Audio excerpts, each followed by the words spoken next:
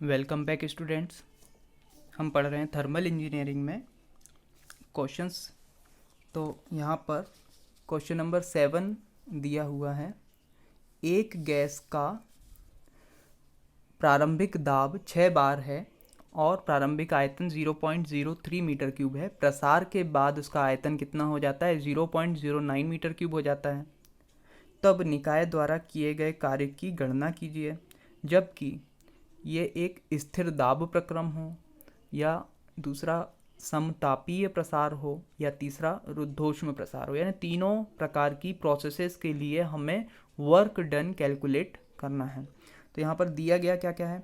P1 is equals to 6 बार, इसे हम 600 kilo pascal लिख सकते हैं। V1 की वैल्यू है 0.03 मीटर क्यूब और V2 की वैल्यू है 0.09 metre cube.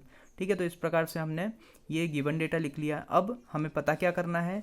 Work done in constant pressure process, work done in constant temperature process and work done in adiabatic process. अब हम देखते हैं कि इसमें 23rd स्लाइड का हमने वीडियो नहीं बनाया था, क्योंकि उसे मैंने पोस्ट कर दिया था। ये सिर्फ एक टेबल है जिसमें हमने अलग अलग प्रोसेसेस के लिए वर्क डन, हीट ट्रांसफ़र और पीवीटी रिलेशनशिप को रखा है। तो इस क्वेश्चन में हमसे 3 प्रोसेसेस के लिए वर्क डन की वैल्यू मांगी गई है। पहली प्रोसेस है समदाब या कांस्टेंट प्रेशर। इसके लिए वर्क डन का फॉर्मूला होता है P∆V। तो ये बहुत ही आसानी से निकल जाएगा, क्योंकि हमारे पास P की वैल्यू भी है और V2 माइनस V1 भी हो जाएगा।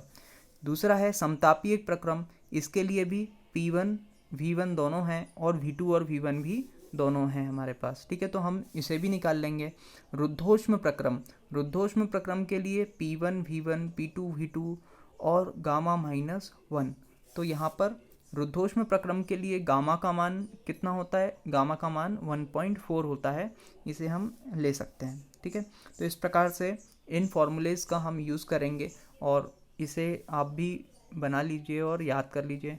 इसमें बहुत इंपॉर्टेंट चीज़ें दी गई हैं। ठीक है, इसलिए मैंने इसे प्रिपेयर करके आपको दिया था।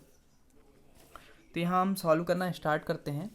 तो यहाँ पर सबसे पहले स्थिर दाब प्रक्रम के लिए कार्य क्या हो जाएगा? फॉर कांस्टेंट प्रेशर प्रोसेस ये क्या होता है? P V2 minus V1। यहाँ पर प्रेशर का मान किलो पास्कल में है ऑलरेडी 600, मल्टीप्लाइड बाय V2 कितना है? 0.09 और V1 कितना है? 0.03। तो इसकी वैल्यू देख लेते हैं कितनी आती है।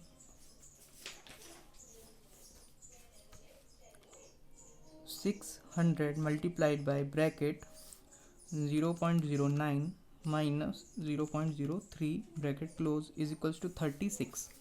तो ये आ गया हमारे पास 36। और यूनिट क्या होगी? देखिए किलो पास्कल है, इसलिए इसकी यूनिट क्या हो जाएगी? Kilo joule. तो ये हमारा पहला आंसर आ गया। वर्क पॉजिटिव है because it is expansion process, process expansion की, इसलिए कार्य हमें प्राप्त होगा। दूसरी प्रोसेस है वर्क डन इन constant temperature process. Constant temperature process के लिए हमारा फॉर्मूला क्या होता है? P1 V1 log E V2 by V1। ये नेचुरल लॉग होता है। इसे हम कैलकुलेटर में किसके नाम से जानते हैं? ln। ये देखिए यहाँ पर कैलकुलेटर में ये वाला लॉग है और ये वाला नेचुरल लॉग है। इसे और ध्यान से देखेंगे आप तो यहाँ पर क्या आएगा?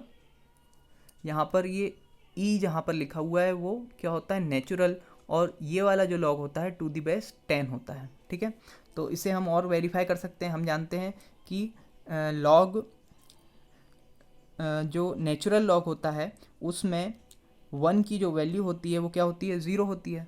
और लॉग बेस 10 में 1 की वैल्यू देखिए क्या हो रही है? इसमें भी 0 हो रही है। यदि हम ln 10 की वैल्यू निकालते हैं नेचुरल लॉग में तो ये कितनी आती है? 2.3। लेकिन यदि 10 के बेस पर log 10 की वैल्यू निकालते हैं तो ये कितने आना चाहिए? 1 आना चाहिए। तो इस प्रकार से आप इसको वेरीफाई भी कर सकते हैं। तो नेचुरल लॉग या log to the base E कौन सा वाला है? ये वाला। और जो log 10 है वो कौन सा है? ये वाला है। ठीक है, तो इसे ध्यान दीजिएगा। उसके बाद हम मान रख देते हैं P1 का मान है 600 किलो पास्कल, V1 का मान कितना है? 0.03 और यहाँ पर कितना हो जाएगा? ln V2 is 0.09 divided by 0.03। तो हम सबसे पहले ln की वैल्यू निकालते हैं। ln ब्रैकेट में 0.09 divided by 0.03 bracket close is equals to 1.0986 multiplied by 600 is equals to this multiplied by 0.03 is equals to 19.77। तो कांस्टेंट टेम्परेचर प्रोसेस में जो वर्क डन है वो कितना आया 19.77 किलो जूल। ठीक है, अब थर्ड प्रोसेस जो हो जाएगी वो है work done in adiabatic process. Adiabatic process में कोई भी हीट ट्रांसफ़र नहीं होता है, W Q del Q is equals to क्या रहता है, ज़ीरो रहता है, इसलिए हमने इक्वेशन बनाई है। इसका वर्क डन का फॉर्मूला क्या होता है, P1V1 minus P2V2 upon gamma minus 1। ठीक है, तो इसको हम रख लेते हैं P1V1 minus P2V2 upon gamma minus 1।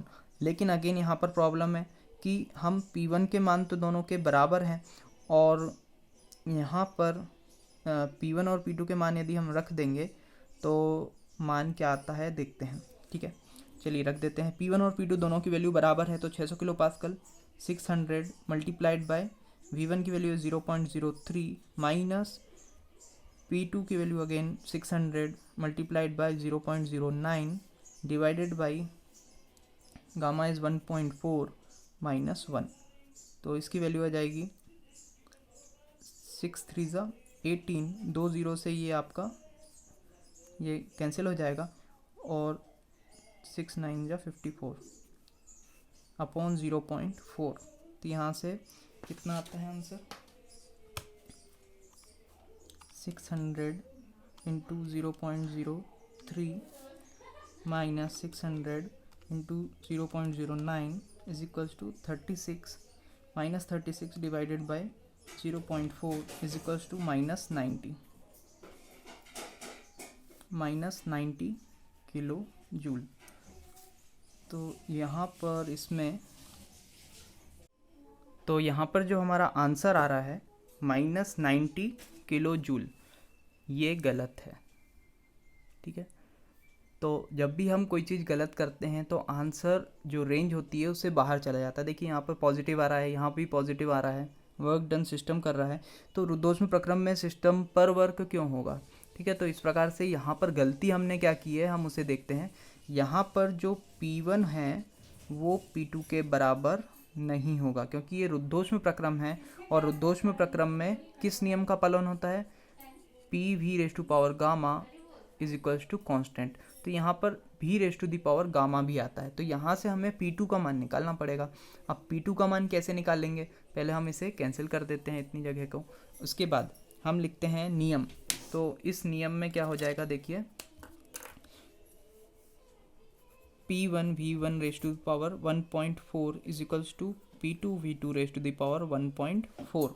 तो यहाँ पर हम P2 का मान निकालने वाले हैं, तो P2 बराबर क्या हो जाएगा P1V1 raise to the power 1.4 divided by V2 raise to the power 1.4।